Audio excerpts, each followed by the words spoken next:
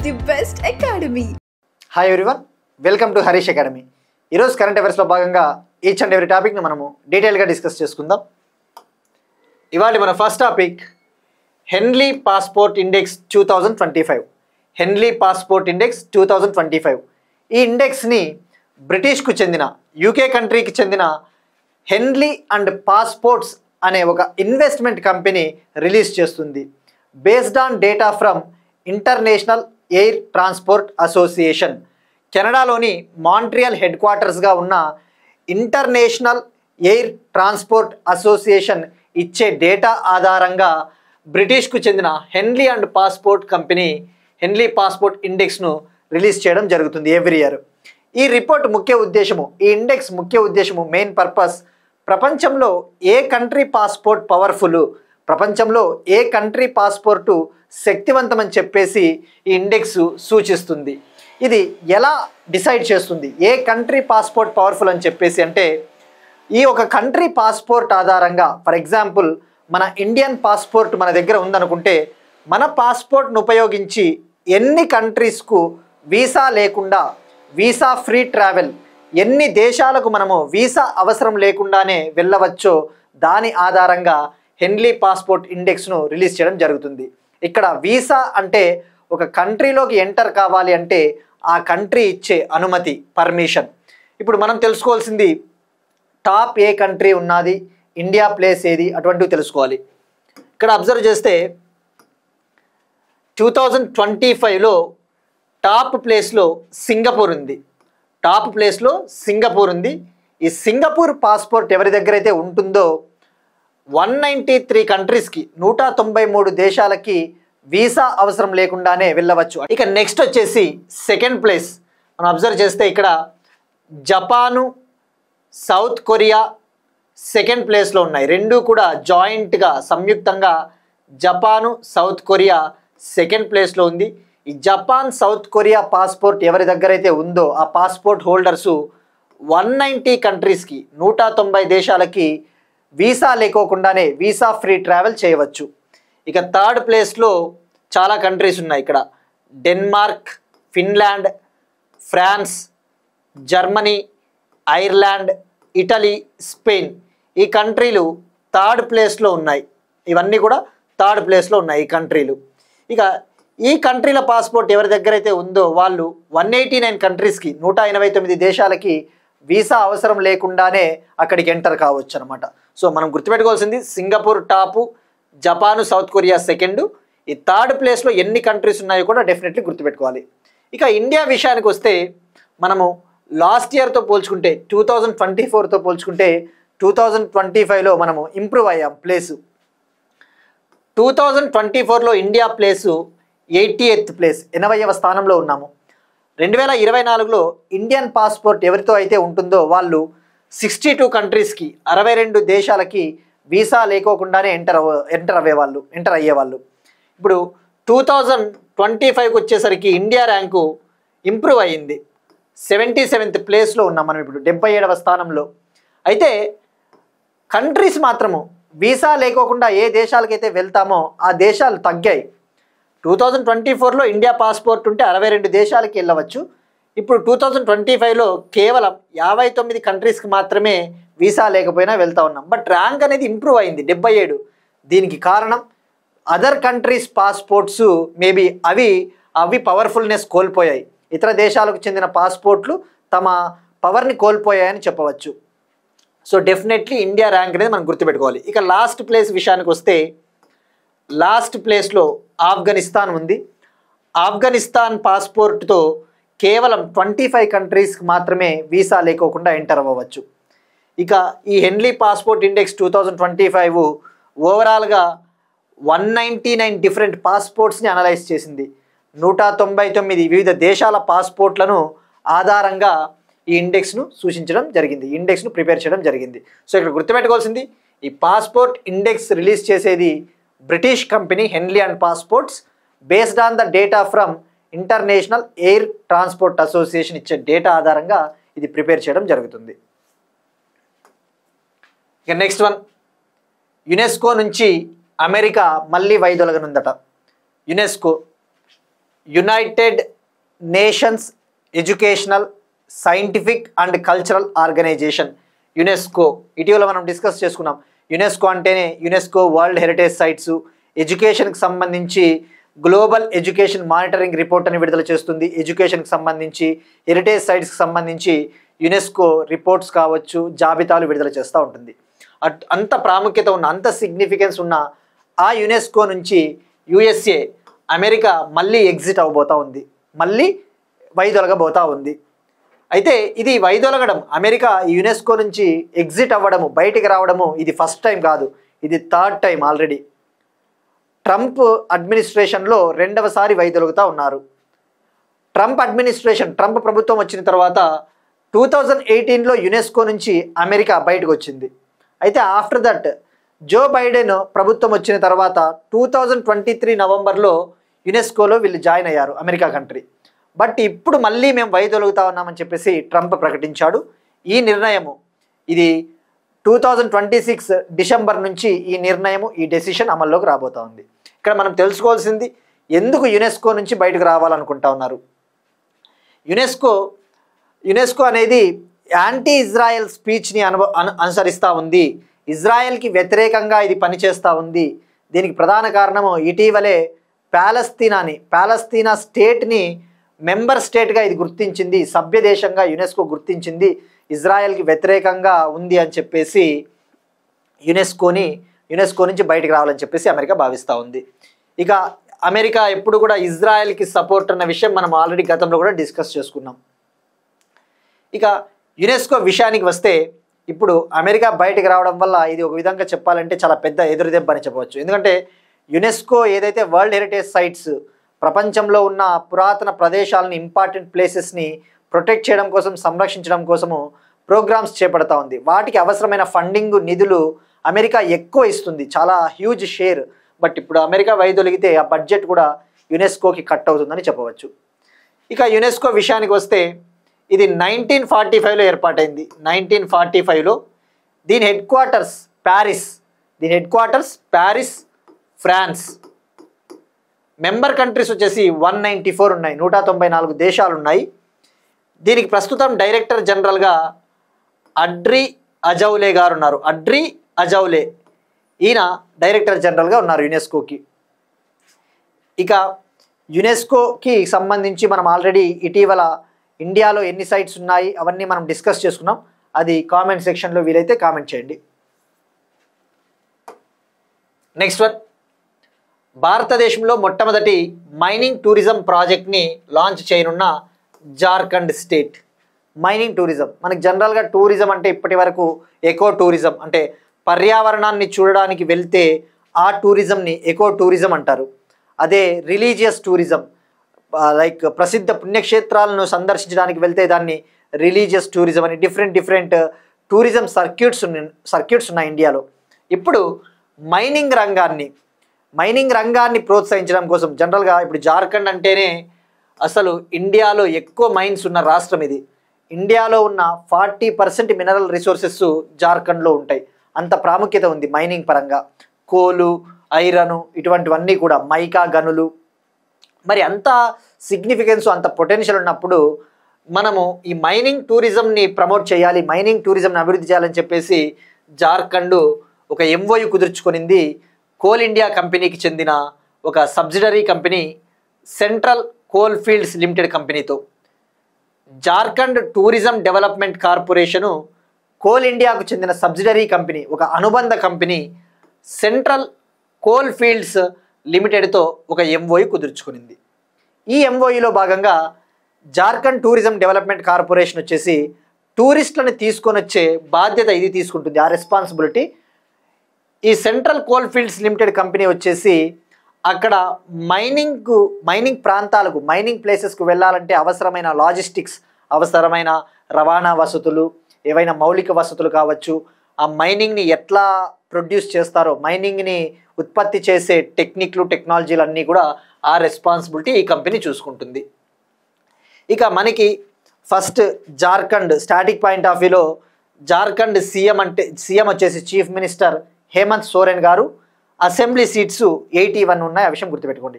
Assembly సీట్లు 81. ఇక జార్ఖండ్ అంటేనే మనకు గుర్తు రావాల్సింది ఎందుకు మరి ఇప్పుడు మైనింగ్ టూరిజంని వీళ్ళు డెవలప్ చేస్తూ ఉన్నారు. డెఫినెట్లీ ఒక 2 minutes మనకి ఐడియా ఉండాలి.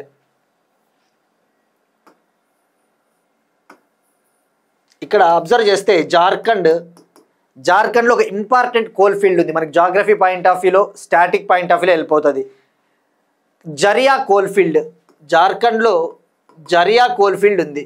ఈ జరియా కోల్ ఫీల్డ్ అనేది ఇండియాలోనే అతిపెద్ద కోల్ ఫీల్డ్, భారతదేశంలోనే అతిపెద్ద బొగ్గు గని క్షేత్రము జరియా, అది జార్ఖండ్లో ఉంది. ఇక జార్ఖండ్ ఇక్కడ ఉండే వెస్ట్ బెంగాల్ ఈ ప్రాంతాన్ని దామోదర్ వ్యాలీ అంటారు. దామోదర్ వ్యాలీ, ఆ దామోదర్ బెల్ట్ అంటారు కదా, ఆ దామోదర్ బెల్ట్ అంటే జార్ఖండ్ వెస్ట్ బెంగాల్ ప్రాంతము.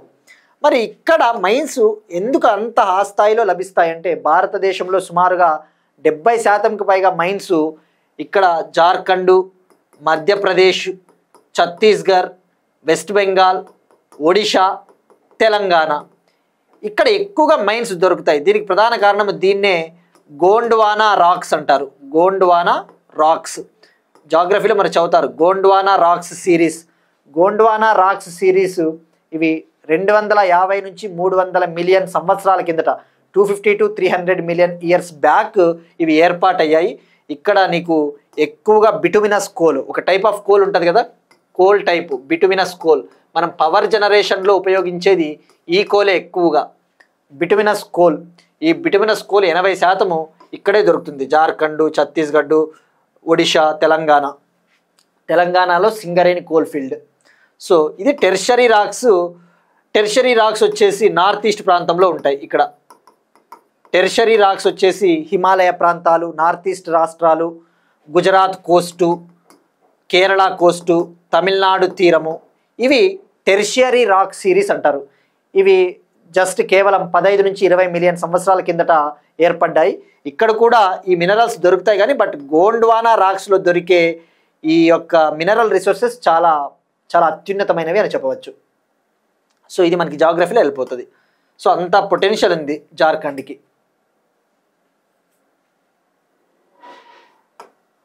నెక్స్ట్ వన్, భారతదేశపు మొట్టమొదటి car ferry train service, India's first car ferry train సర్వీస్ని కొంకన్ రైల్వేస్ లాంచ్ చేయబోతా ఉంది. కార్ ఫెర్రీ జనరల్గా మనం వెహికల్స్ని మనకు అవసరం లేని కార్లు అటువంటివి ట్రాన్స్పోర్ట్ చేయాలంటే ఒక స్టేట్ నుంచి ఇంకొక స్టేట్కి ఎక్కువగా రోడ్డు మార్గాన్ని యూజ్ చేస్తూ ఉంటాము. బట్ ఈ రోడ్డు మార్గాన్ని యూజ్ చేసినప్పుడు ఏమవుతుంది, చాలా టైం తీసుకుంటుంది, ట్రాఫిక్ కంజెషన్ ఉంటుంది, ట్రాఫిక్ రద్దీ పెరుగుతుంది, అలానే ఘాట్ రోడ్లు అలా ఉన్నప్పుడు ప్రమాదాలు జరగడానికి కూడా పాసిబిలిటీ ఉంటుంది. సో దాన్ని కంట్రోల్ చేయడం కోసం, దాన్ని ఆ ప్రాబ్లమ్ని తప్పించుకోవడం కోసము కొంకన్ రైల్వేస్ ఇండియాలోని ఫస్ట్ కార్ ఫెర్రీ ట్రైన్ సర్వీస్ని లాంచ్ చేయబోతా ఉంది. ఈ గణేష్ ఫెస్టివల్ టైంలో లాంచ్ చేయబోతా ఉన్నారట. ఇది మహారాష్ట్రలోని కోలద్ ప్రాంతం నుంచి గోవాలోని వెర్నా ప్రాంతం వరకు ఈ ఫెర్రీ ట్రైన్ సర్వీస్ని నడపబోతా ఉన్నారు. ఈ ఫెర్రీ ట్రైన్ సర్వీస్లో భాగంగా ఈచ్ ట్రైన్లో 20 వ్యాగన్స్ ఉంటాయంట. అంటే రైలు పెట్టెలు ఆ టైపు 20 స్పెషల్ వ్యాగన్స్ ఉంటాయి. ఒక్కో వ్యాగన్లో 2 కార్లు పడతాయట. ఓవరాల్గా 40 వెహికల్స్ని ఇది క్యారీ చేస్తుంది. ఇలా క్యారీ చేయడం ద్వారా, ఇలా మోసుకొని పోవడం ద్వారా ఆ ట్రావెల్ టైం కూడా చాలా తగ్గిపోతుందట. జస్ట్ 12 గంటల్లోనే ఆ మహారాష్ట్రలోని కోలద్ ప్రాంతం నుంచి గోవాలోని వెర్నా ప్రాంతానికి రీచ్ అవ్వచ్చు. అయితే ఇక్కడ కనీసం 16 కార్లు బుక్ అయితేనే, 16 కార్లనన్నా బుక్ అయితేనే ఈ ఫెర్రీ ట్రైన్ సర్వీస్ నడుపుతారు. సో గుర్తుపెట్టుకోవాల్సింది కొంకన్ రైల్వేస్ ఎక్కడి నుంచి ఎక్కడికంటే మహారాష్ట్రలోని కోలద్ టు గోవాలోని వర్ణ. ఇక కొంకన్ రైల్వేస్, కొంకన్ కోస్ట్ అంటే మహారాష్ట్ర, గోవా, కర్ణాటక ఆ ప్రాంతాన్ని కొంకన్ కోస్ట్ అంటారు. ఇక మలబార్ కోస్ట్ అయితే కేరళ, కోరమాండల్ తీరము, కోరమాండల్ కోస్ట్ అంటే తమిళనాడు, అవి వస్తాయి. నెక్స్ట్ వన్, ఎకానమీకి సంబంధించి నిన్న రాజ్యసభలో కేంద్ర ప్రభుత్వము ఒక ప్రకటన చేసింది, ఒక స్టేట్మెంట్. ఆహార చట్టం కింద 79 లక్షల మంది లబ్ధిదారులను చేర్చుకునే అవకాశం ఉంది, చేర్చుకోవచ్చు అని చెప్పేసి సెంట్రల్ గవర్నమెంట్ ప్రకటించింది. ఇక్కడ నేషనల్ ఫుడ్ సెక్యూరిటీ యాక్ట్, జాతీయ ఆహార భద్రతా చట్టము 2013. దీని ముఖ్య ఉద్దేశము రైట్ టు ఫుడ్ సెక్యూరిటీ, ఆహార భద్రతను కల్పించడము. అయితే ఈ నేషనల్ ఫుడ్ సెక్యూరిటీ యాక్ట్ ప్రకారము ఇప్పటి వరకు ఓవరాల్గా ఈ యాక్ట్ ప్రకారము 81.35 crore 81.35 కోట్ల జనాభాని కవర్ చేస్తుంది. కానీ ప్రెజెంట్ ఇది కేవలం 80.56 crore 80.56 కోట్ల మంది ప్రజలనే కవర్ చేస్తూ ఉంది. తద్వారా ఇంకొక 79 లక్షల మందిని, ఇంకా మరో 79 lakh మందిని కనుక మీరు ఎన్రోల్ చేసుకుంటే, యాడ్ చేసుకుంటే ఈ లిమిట్ రీచ్ అవుతుందని చెప్పేసి కేంద్ర ప్రభుత్వం చెప్పింది. మరి ఇక్కడ తెలుసుకోవాల్సింది ఈ 81.35 crore ఇంత అబ్జల్యూట్ ఫిగర్, దీనికి కారణం ఎన్ఎఫ్ఎస్ఏ తీసుకొని వచ్చినప్పుడు ఏం చెప్తుందంటే, ఎన్ఎఫ్ఎస్ఏ జాతీయ ఆహార భద్రత చట్టము ఈ పథకం కింద ఏదైతే ఫ్రీ రేషన్ ఇస్తారో, ఉచితంగా ధాన్య పంపిణీ పేదలకు, ఆ పథకం కింద 2011 పాపులేషన్ సెన్సస్ ఆధారంగా 2011 జనాభా లెక్కల ఆధారంగా ఈ ఎన్ఎఫ్ఎస్ఏ చట్టము భారతదేశంలోని 2/3 2/3 పాపులేషన్ని కవర్ చేస్తుంది. 2/3 వంతుల ప్రజల్ని కవర్ చేస్తుంది ఇది. మరి 2011 సెన్సస్ ప్రకారము 2/3 పాపులేషన్ అంటే 81.35 కోట్లు.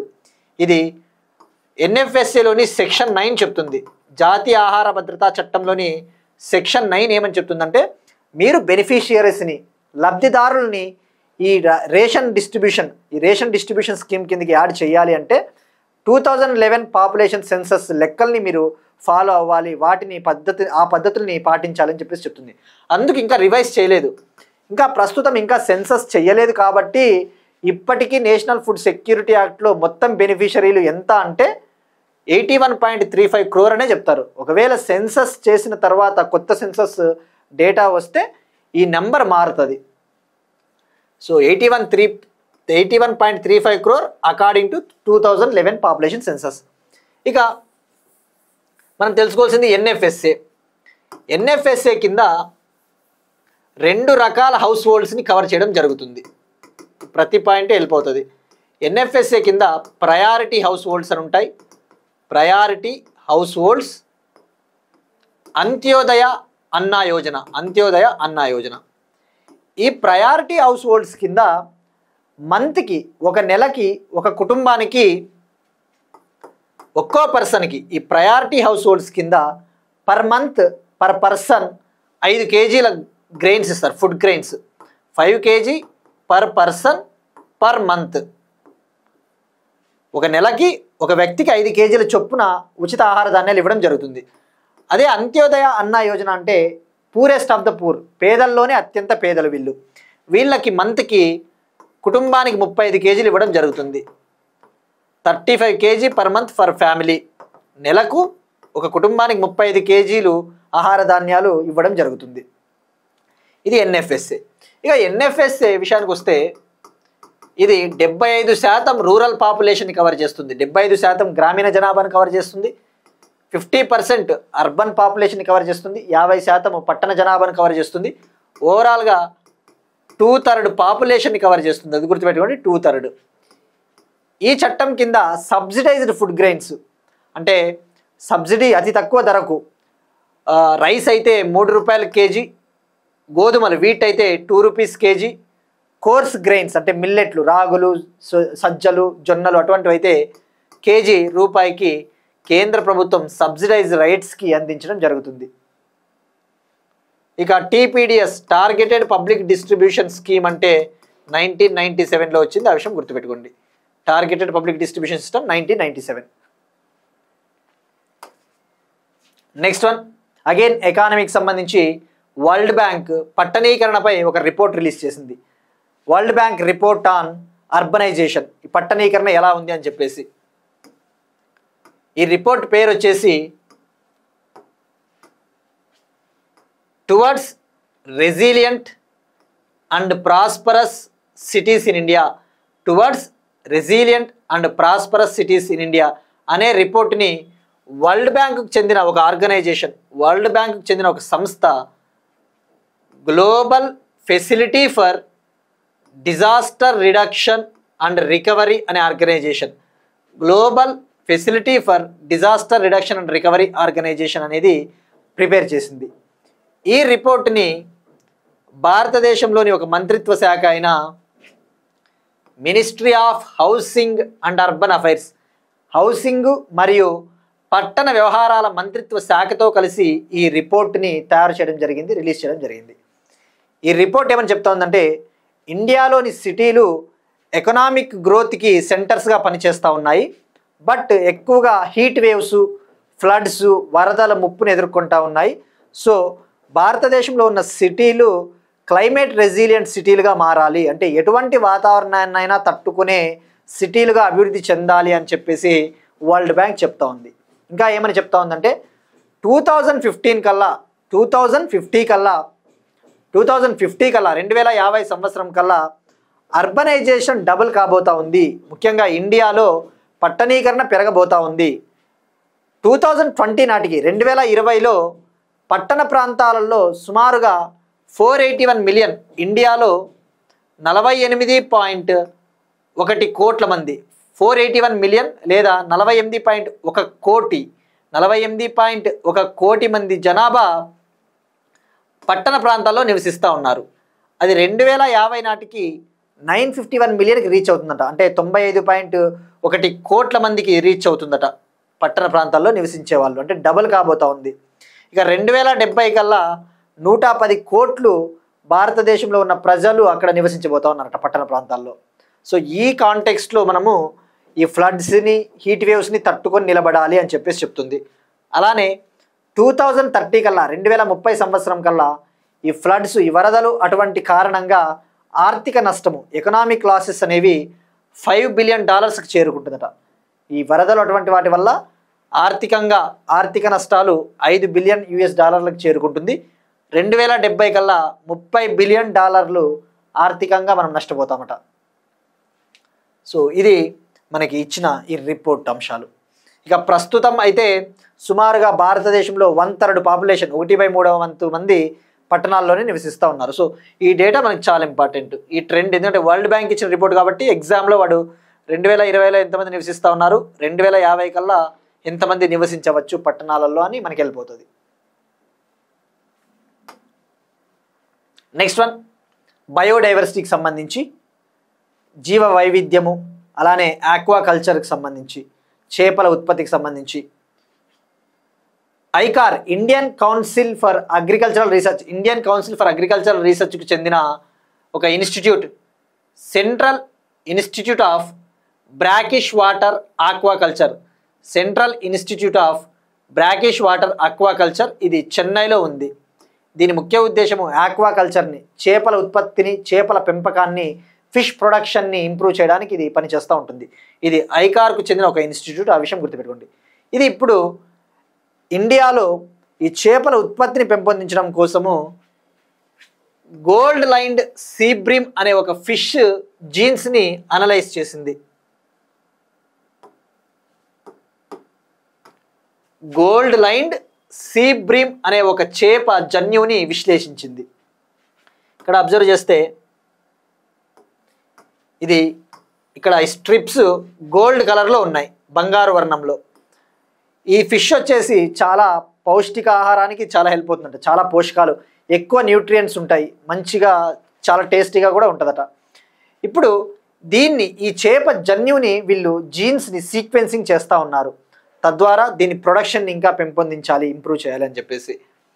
దీన్ని తమిళనాడులో మత్తివాయన్ చేపగా పిలుస్తారట, మత్తివాయన్ చేపగా. దీని శాస్త్రీయ నామం, సైంటిఫిక్ నేమ్ వచ్చేసి ర్యాప్డోసార్గస్ సర్బా. ఇక ఆక్వాకల్చర్ విషయానికి వస్తే చేపల ఉత్పత్తిలో టాప్ వచ్చేసి ప్రస్తుతము ఆంధ్రప్రదేశ్ ఉంది. ఆక్వాకల్చర్లో, చేపల ఉత్పత్తిలో టాప్ స్టేట్ ఇన్ ఇండియా అంటే ఆంధ్రప్రదేశ్. సో ఈ చేప పేరు గుర్తుపెట్టుకుంటే సరిపోద్ది. ఇప్పుడు ఒక క్వశ్చన్ చూద్దాం. ఇందాక మనము యునెస్కోకి సంబంధించి డిస్కస్ చేసుకున్నాం. దానికి సంబంధించి ప్రస్తుతం ఇండియాలో total UNESCO world heritage sites ఎన్ని ఉన్నాయి?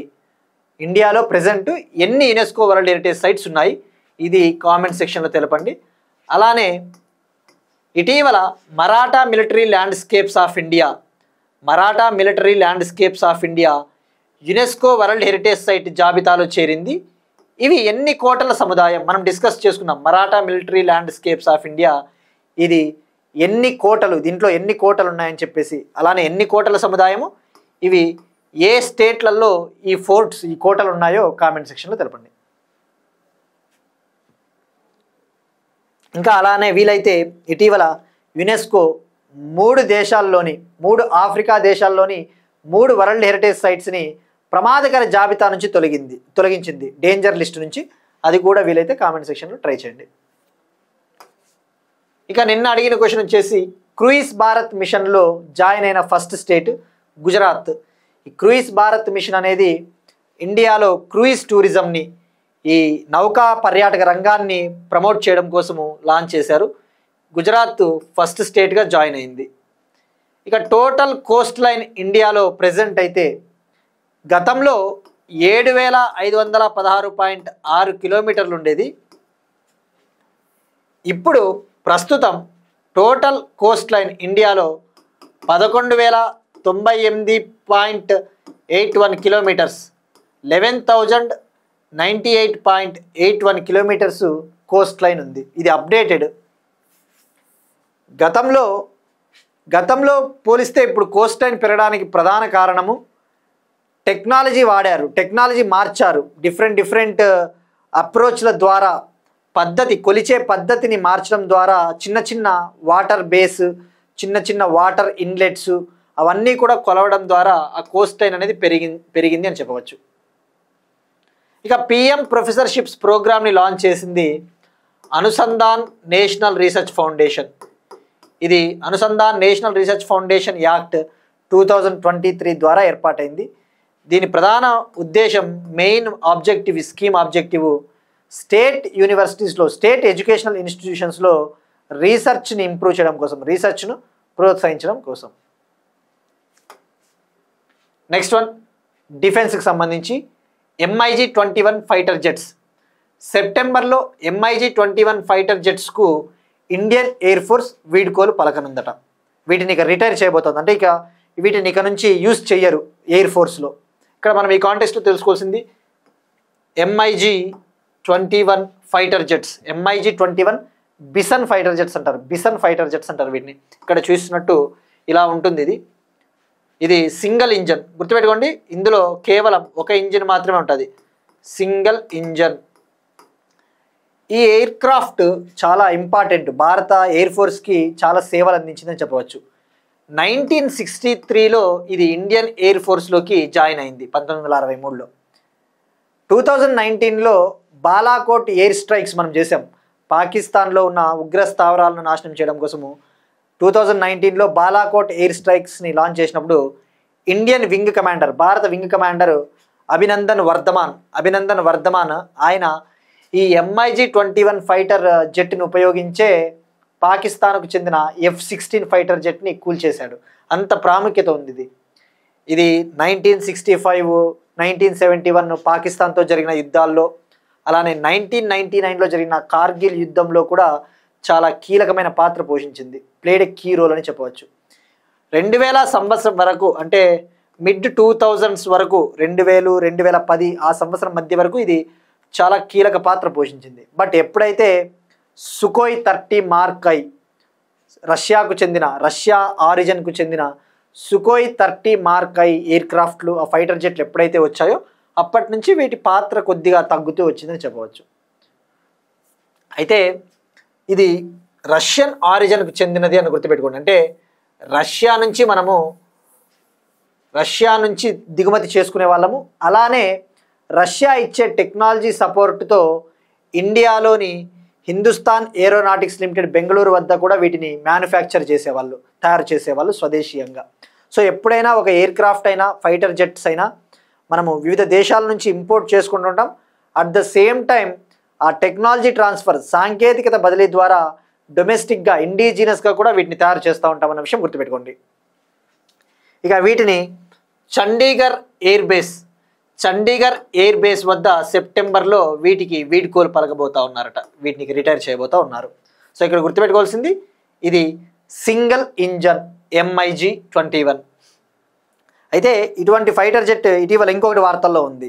యూకేకు చెందిన F-35 మీరు న్యూస్ పేపర్ చూస్తూ ఉంటే F-35 అనే ఒక ఫైటర్ జెట్ న్యూస్లో ఉంది. దీనికి ప్రధాన కారణం ఇది యూకేకు చెందినది. యూకేకి చెందిన F-35 fighter jet 1 month back ఏదో రీపేర్స్ రావడం వల్ల, కొన్ని టెక్నికల్ ఇష్యూస్ రావడం వల్ల కేరళలోని తిరువనంతపురం వద్ద ల్యాండ్ అయింది, ఎమర్జెన్సీ ల్యాండ్. అది ఇప్పుడు మళ్ళీ ఆ రీపేర్లన్నీ పూర్తయిన తర్వాత యూకేకి వెళ్ళిపోయింది ఆ fighter jet. But F-35 fighter జెట్కి ఏం సిగ్నిఫికెన్స్ ఉంది అంటే మనం తెలుసుకోవాల్సింది, ఇది ఫిఫ్త్ జనరేషన్. మనకి ఎగ్జామ్లో వాడు అడిగేది మిస్సైల్స్, ఎయిర్ క్రాఫ్ట్స్ అంటేనే వాడు అడిగేది ఇది కింది వాటిలో ఏవి 5th జనరేషన్ ఫైటర్ జెట్స్ అంటారు. 5th జనరేషన్ ఫైటర్ జెట్స్ ఏవి అంటాడు. మీరు అబ్జర్వ్ చేస్తే ఇటీవల ఇండియా కూడా అడ్వాన్స్డ్ మీడియం కంబాట్ ఎయిర్ క్రాఫ్ట్ని మనము అభివృద్ధి చేయబోతా ఉన్నాం, వీటిని తయారు చేస్తూ ఉన్నాం. ఇది కూడా 5th generation advanced medium combat air craft. 5వ జనరేషన్ అంటే మోస్ట్ సొఫిస్టికేటెడ్, చాలా అత్యాధునికమైనది అని చెప్పవచ్చు. ఇది ఇండియాకు సంబంధించినది. అదే అమెరికా అయితే F-35 ఉంది, F-22 ర్యాప్టార్, F-35, F-22 ర్యాప్టార్ అనే ఫైటర్ జెట్లు అమెరికాకు చెందినవి. ఇవి 5th జనరేషన్ ఫైటర్ జెట్స్. ఈ F-35నే యూకే అమెరికా నుంచి పర్చేస్ చేసింది, కొనుగోలు చేసింది. అలానే రష్యాకు చెందిన సుకోయ్ 57 కూడా 5th జనరేషన్. చైనాకు చెందిన చెంగ్డు J-20 అనేది ఇది కూడా 5th జనరేషన్. సో వాడు ఎగ్జామ్లో ఎలా అడుగుతా అంటే కింది వాటిలో ఈ ఫైటర్ జెట్టు ఏది 5th జనరేషను, లేదంటే ఏది ట్విన్ ఇంజను, ఏది సింగిల్ ఇంజను అంటాడు. ఇక్కడ ఈ MiG-21 fighter jet single engine, గుర్తుపెట్టుకోండి, సింగిల్ ఇంజన్. ఈ MiG-21 ఫైటర్ జెట్ల ప్లేస్లో Indian Air force Tejas Mark 1A fighter జెట్లని తీసుకురాబోతా ఉందట. వీటి స్థానంలో తేజాస్ మార్క్ 1Aని తీసుకురాబోతా ఉందట. ఆ తేజాస్ మార్క్ 1A అన్నా కూడా సింగిల్ ఇంజన్, ఆ విషయం గుర్తుపెట్టుకోండి, సింగిల్ ఇంజన్. ఆ తేజాస్ మార్క్ 1A ఫైటర్ జెట్స్ని బెంగళూరులోని హిందుస్థాన్ ఏరోనాటిక్స్ లిమిటెడ్ సంస్థ అభివృద్ధి చేస్తూ ఉంది, డెవలప్ చేస్తూ ఉంది. ఇక మనం తయారు చేస్తూ ఉన్న 5th generation advanced medium combat air craft మాత్రము ట్విన్ ఇంజన్. ఇందులో 2 ఇంజన్లు ఉంటాయి, ఆ విషయం గుర్తుపెట్టుకోండి. అలానే మనం ఫ్రాన్స్ నుంచి కొనుగోలు చేస్తూ ఉన్న, ఫ్రాన్స్ నుంచి పర్చేస్ చేస్తున్న రఫాలే ఫైటర్ జెట్లు కూడా ట్విన్ ఇంజన్, గుర్తుపెట్టుకోండి. ఇండియా ఫ్రాన్స్ మధ్య కొలాబరేషన్ కాబట్టి ట్విన్ ఇంజన్ అన్నట్లుగా రిమెంబర్, అట్లా షార్ట్ కట్ గుర్తుపెట్టుకోండి. రఫాలే 2 ఇంజన్లు, MiG single engine, 5th generation advanced medium combat aircraft India twin engine. Next one again డిఫెన్స్కి సంబంధించి ఇండో పాక్ సరిహద్దు నిఘా కోసం మొదటి డ్రోన్ స్క్వాడ్రన్ ఏర్పాటు చేయనున్న బార్డర్ సెక్యూరిటీ ఫోర్స్. ఈ ఆపరేషన్ సింధూర్ తర్వాత ఆ పాకిస్తాన్తో ఉన్న మన బార్డర్ని ఎప్పటికప్పుడు నిఘా ఉంచడం కోసము, వాటిని సర్వైలెన్స్లో ఉంచడం కోసము బార్డర్ పోస్ట్స్ వద్ద ఈ డ్రోన్స్ని ఏర్పాటు చేయబోతున్నారట. డ్రోన్ స్క్వాడ్రన్ అంటే గ్రూప్ ఆఫ్ డ్రోన్స్. ఇవి చండీగఢ్లోని బిఎస్ఎఫ్ వెస్టర్న్ కమాండ్ సెంటర్ ఆధ్వర్యంలో ఇవి పని చేయబోతా ఉన్నాయట. సో ఎవరు ఏర్పాటు చేస్తున్నారంటే బిఎస్ఎఫ్. ఇక మనం పాకిస్తాన్తో బార్డర్ షేర్ చేసుకునే స్టేట్స్ వచ్చేసి రాజస్థాను, గుజరాత్, పంజాబు, 2 యూనియన్ టెరిటరీలైన జమ్మూ అండ్ కాశ్మీర్, లడఖ్, ఆ విషయం గుర్తుపెట్టుకోండి. రాజస్థాన్, గుజరాత్, పంజాబ్, 2 యూనియన్ టెరిటరీలైన Jammu and Kashmir, Ladakh border share చేసుకుంటాయి. నెక్స్ట్ వన్ హెల్త్కి సంబంధించి సికిల్ సెల్ అనీమియా డిసీజ్కి సంబంధించి యూనియన్ హెల్త్ మినిస్ట్రీ, కేంద్ర ఆరోగ్య కుటుంబ సంక్షేమ శాఖ కొన్ని వివరాలు తెలిపింది. నేషనల్ సికిల్ సెల్ మిషన్ ఉంది ఇండియాలో. ఈ సికిల్ సెల్ అనీమియా అంటే ఫస్ట్ ఇది జెనెటిక్ డిజార్డర్ అన్న విషయం ఉండాలి, ఐడియా ఉండాలి. ఇది ఒక జన్యుపరమైన వ్యాధి, జన్యు లోపం ద్వారా వచ్చే వ్యాధే నేషనల్ సికిల్ సెల్ అనీమియా. ఈ సికిల్ సెల్ అనీమియా అంటే జనరల్గా బ్లడ్ సెల్స్, ఎర్ర రక్త కణాలు ఇలా డిస్క్ షేప్లో ఉంటాయి. కానీ ఈ సికిల్ సెల్ అనీమియా ఎవరికైతే వస్తుందో ఆర్గాన్స్కి బ్లడ్ ఫ్లో ఆగిపోతుంది, సరిగా బ్లడ్ అనేది ఫ్లో అవ్వదు. ఆ బ్లడ్లో ఆక్సిజన్ లెవెల్స్ కూడా పడిపోతాయి. అది సికిల్ సెల్ అనీమియా వ్యాధి లక్షణాలు. అప్పుడు ఏమవుతుందంటే ఆ బ్లడ్ సెల్స్ అనేవి అవి షేప్ని కోల్పోతాయి, తమ రూపాన్ని మార్చుకొని అవి సికిల్ షేప్లోకి వెళ్ళిపోతాయి. సికిల్ షేప్ అంటే ఇట్లా కొడవలి, సికిల్ అంటే కొడవలి, ఆ షేప్ ఇట్లా ఆ షేప్లోకి వెళ్ళిపోయి అవి బ్రోకెన్ అయిపోతాయి, అవన్నీ బ్రోకెన్ అయిపోతాయి. అప్పుడు ఏమవుతుంది, ఆర్గాన్స్ అన్ని దెబ్బతింటాయి. ఆర్గాన్స్కి బ్లడ్ సప్లై కాకపోతే అప్పుడు ఆటోమేటిక్గా కిడ్నీ, హార్ట్ అవన్నీ ఫెయిల్ అవుతాయి, బ్రెయిన్ ఎవ్రీథింగ్ ఫెయిల్ అవుతుంది. అది నేషనల్ సికిల్ సెల్ అనీమియా. ఇక national sickle cell anaemia mission, national sickle cell anaemia మిషన్ని 2023 జూలైలో 2023 జూలై 1న మధ్యప్రదేశ్లో ప్రైమ్ మినిస్టర్ మోడీ గారు దీన్ని లాంచ్ చేశారు. ఇక ఈ స్కీమ్ కింద, ఈ మిషన్ కింద 2047 కల్లా 2047 కల్లా ఇండియాలో ఈ సికిల్ సెల్ అనీమియా వ్యాధిని మనము నిర్మూలించాలి, దీన్ని ఎలిమినేట్ చేయాలని చెప్పేసి టార్గెట్ పెట్టుకున్నాం. ఇక ఇప్పుడు ఈ స్కీమ్ కింద, ఈ మిషన్ కింద ఓవరాల్గా 6 కోట్ల మందికి, కంట్రీ వైడ్ 6 కోట్ల మందికి పరీక్షలు టెస్ట్స్ చేయగా 2.15 లక్షల మందికి 2.15 lakh మెంబర్స్కి ఈ సికిల్ సెల్ అనీమియా డిసీజ్ ఉందట. అలానే 16.7 lakh మెంబర్స్ని క్యారియర్స్గా గుర్తించారట. 16.7 లక్షల మందిలో ఈ వ్యాధి అంతర్లీనంగా ఉంది, అంటే they are acting as carriers. ఇక ఈ వ్యాధి ఎక్కువగా ఉన్న రాష్ట్రాలు ఒడిషా, ఛత్తీస్గఢ్, మధ్యప్రదేశ్, మహారాష్ట్ర, గుజరాత్. సో ఇక్కడ గుర్తుపెట్టుకోవాల్సింది national sickle cell anaemia mission launch చేసింది 1 జూలై 2023. 2047 కల్లా దీన్ని ఎలిమినేట్ చేయాలి. నెక్స్ట్ వన్ అవార్డ్స్కి సంబంధించి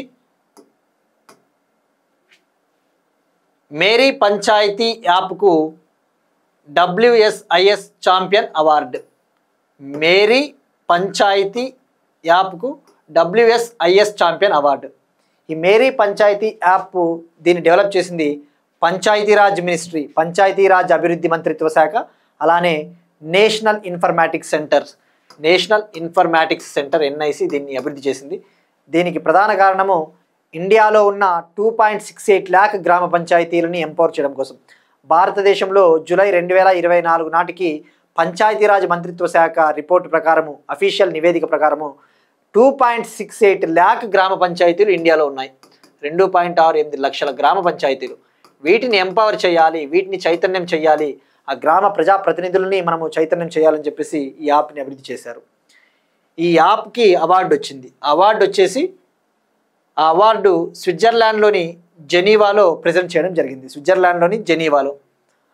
ఆ అవార్డు పేరు వచ్చేసి world summit on the information society championship award 2025. World summit on the information society championship award 2025 స్విట్జర్లాండ్లోని జెనీవాలో జరిగిన కార్యక్రమంలో ఈ అవార్డు రావడం జరిగింది. ఈ ఈవెంట్ని నిర్వహించింది ఇంటర్నేషనల్ టెలికమ్యూనికేషన్ యూనియన్.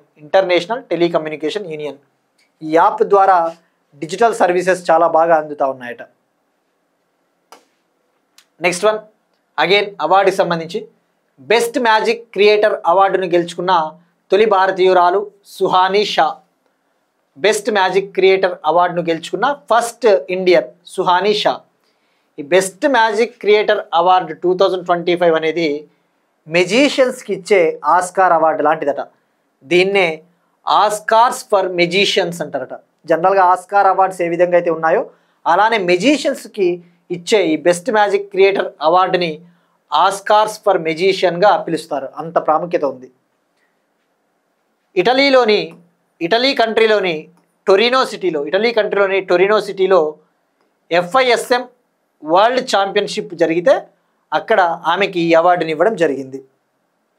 ఈమె రాజస్థాన్కు చెందిన మెజీషియను, అలానే మెంటలిస్ట్, మానసిక నిపుణురాలు. ఈ ఈవెంట్ని, ఈ ఛాంపియన్షిప్ని ప్రతి 3 ఏళ్లకు ఒకసారి నిర్వహిస్తారట. For every 3 years it will be held. Online magic కేటగిరీలో ఈమెకి ఈ అవార్డు లభించింది. ఇక్కడ FISM అంటే ఇది ఇంటర్నేషనల్ ఫెడరేషన్ ఆఫ్ మెజీషియన్స్.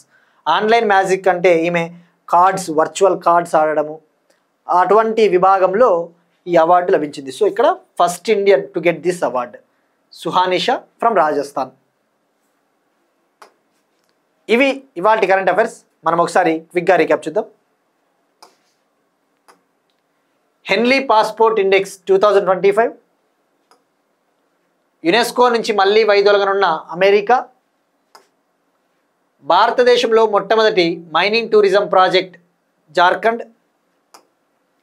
భారతదేశపు మొట్టమొదటి కార్ ఫెర్రీ ట్రైన్ సర్వీస్ను ప్రారంభించనున్న Konkan railway,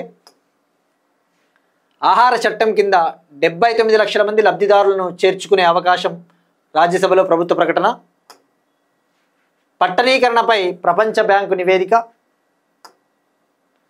gold lined see బ్రీమ్ చేప జన్యు విశ్లేషణ, సెప్టెంబర్లో MiG-21 ఫైటర్ జెట్ల విరమణ, ఇండో-పాక్ సరిహద్దు నిఘా కోసం మొదటి డ్రోన్ స్క్వాడ్రన్ను ఏర్పాటు చేయనున్న BSF, దేశంలో 2.15 లక్షల మందికి సికిల్ సెల్ వ్యాధి, మేరీ పంచాయతీ యాప్కు WSIS champion award 2025, best magic creator అవార్డును గెలుచుకున్న తొలి భారతీయురాలు సుహానిషా. That's it. These are today's current affairs. We'll meet you again tomorrow. Thank you everyone.